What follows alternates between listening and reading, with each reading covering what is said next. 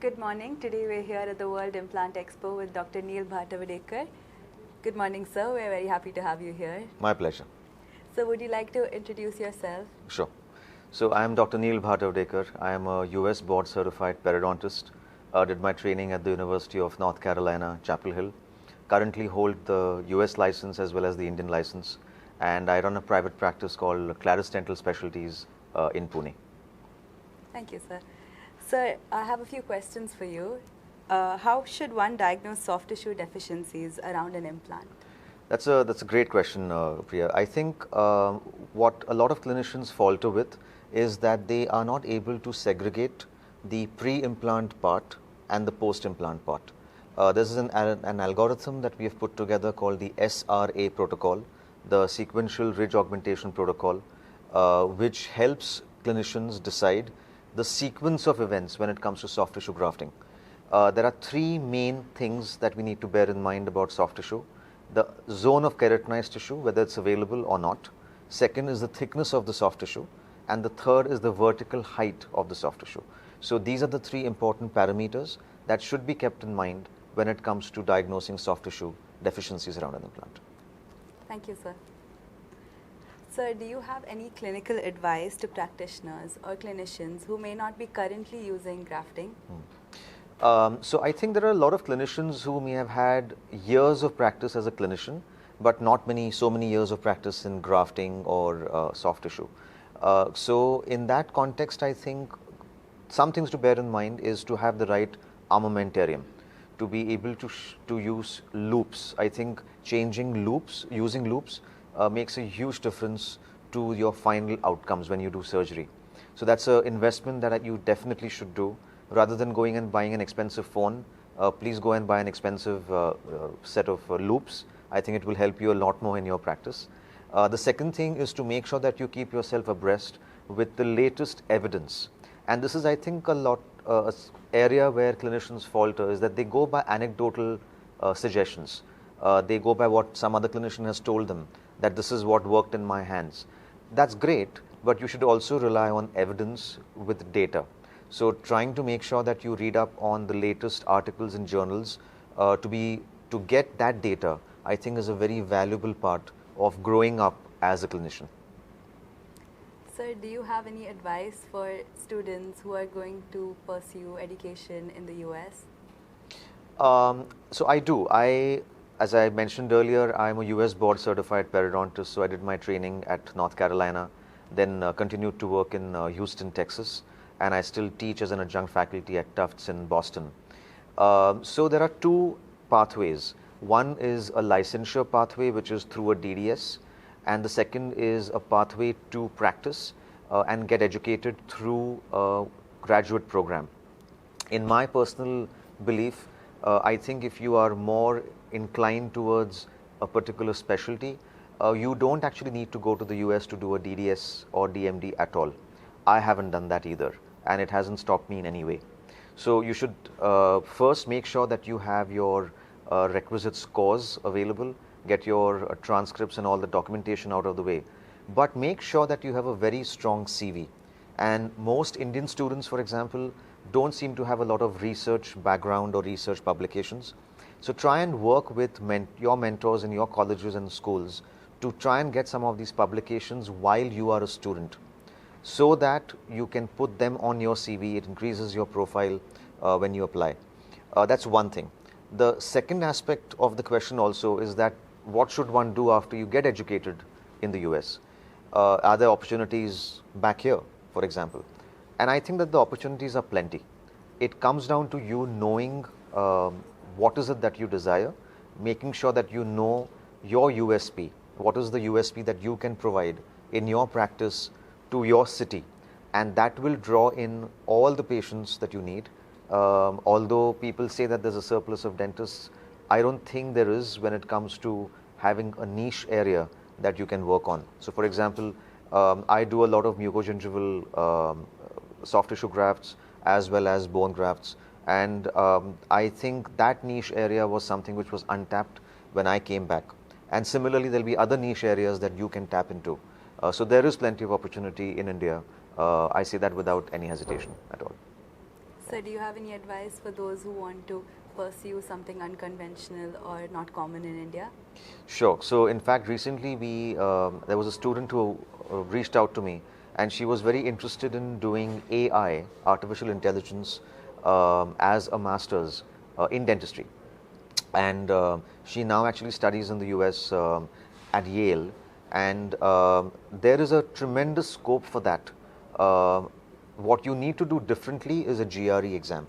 So you would need to do a GRE and a TOEFL to be able to get admission into those schools.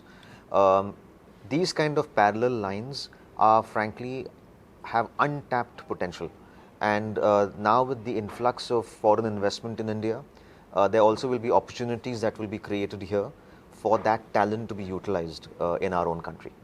Lastly, sir, would you like to give any advice on 3 tips how to manage everyday practice complications? Sure, that's an excellent question. I think the first thing I would think of is, oddly enough, your sterilization chain. A lot of clinics have a very compromised sterilization chain in terms of the sterilization protocols that they follow, that their assistants follow. A simple example would be not having Class B autoclaves. Many of them work with simple stovetop autoclaves, and they are just not giving you the kind of 100% sterilization that your patient actually deserves. And the reason that is important from a complication management standpoint is because that in turn is going to reduce your infection rate. The second tip is appropriate patient case selection. If you are too ambitious regarding what you can do without understanding your own boundaries, you are heading for a higher risk of failure. By making sure that you have cases that are chosen based on the anatomical landmarks, based on the requirement of the patient, and based on your own skill set. That is the second point which I would like to elaborate. The third is choosing the right armamentarium for doing your procedures. So having loops, and I would specify TTL loops seem to work better, at least for me, compared to the other ones. And having microsurgical instruments, Castro Evo needle holders, for example, the appropriate tissue forceps. So don't cut corners on instruments, because that is going to affect the end outcome. So these 3 are the clinical tips I would like to share for minimizing complications in general in your everyday practice. Sir, how would you suggest dentists keep themselves updated with the latest technologies in dentistry? So there are fortunately now 2 ways. One is an online way and one is an offline way. So online, there are a zillion courses you could be doing. It's important to choose the right mentors who can give you sustained mentorship even after that is over. And then we encounter this a lot when we conduct courses, we feel that clinicians who are doing this are taking time out from their practice. So the ability to be able to do this online offers them the luxury of sitting at home, doing it maybe on a Sunday morning at their own convenience, and that is a huge plus for them. The second part of it is the offline courses. So I think it's good that we have the ability of doing hands-on experiences, because dentistry is all about your hand skills.